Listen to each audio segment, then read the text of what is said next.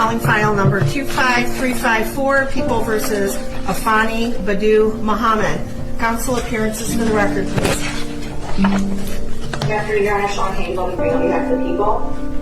Thank you very much, John. Will please this honorable court and act on behalf of Mrs. Muhammad, which who does appear to be assumed. Your name, please, ma'am? Afay Muhammad. Very good. You're here today for arraignment on the charges of murder in the first degree, premeditated, count 2, carrying a weapon with unlawful intent, and a habitual second notice. Mr. Licata, how does your client wish to proceed? Thank you very much, Your Honor. At this time, my client is asking the court to hear a not guilty plea. And this matter set for a probable cause conference in the preliminary exam. I have advised my client of her rights, as well as the charges against her and potential penalties for the right to proceed on those grounds. Very good. Ma'am, do you understand the nature of the charges against you to your satisfaction after talking to your attorney? Yes. Very good. I will go ahead and enter a not guilty plea on your behalf. Are you requesting a court-appointed attorney? Yes. I will appoint an attorney to represent you. We'll set this matter for a probable cause conference on July 23rd, 2025 at 1 p.m. The preliminary examination will be on July 30th, 2025 at 1 p.m.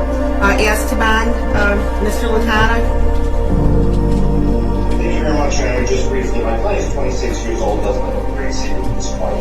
Your Honor, my client is a high school graduate. In fact, is actually was taking some online classes for college for physical therapy degree. Your Honor, there are some disturbing facts in this particular matter, but there are facts that haven't been brought out yet, and my client is extremely anxious to have those facts brought to light during the pendency of this case.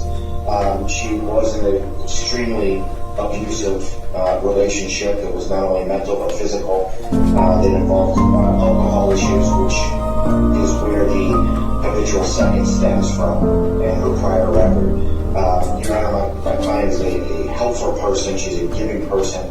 She's actually is credited with saving a life because of a 60-year-old who had skin cancer. She may go to the doctor to find out that that's exactly what it was, and that person is doing extremely well right now. I understand the facts that have been laid out today in the warrant. Review the charges and the circumstances surrounding this case. The defendant is facing various serious charges, including murder in the first degree, which is one of the most serious criminal offenses in our state, carrying penalties up to life without parole. Additionally, carrying a dangerous weapon with unlawful intent further underscores the defendant's potential threat to public safety. The defendant has a prior criminal record out of Virginia for malicious looting. It's actually for felony malicious looting that was used to promote unlawful bodily injury concerning this habit. That is what gives rise to the alleged violation of second. And in determining the court respect to the defendant's outcome, Condition 6.106 of the Warrant of Serious Specific Offense of the charges may involve violent crimes with a weapon and associated risk to the public, or crimes that is a significant threat to public safety, and therefore crimes that reflect the actions of members of the evidence against the defendant.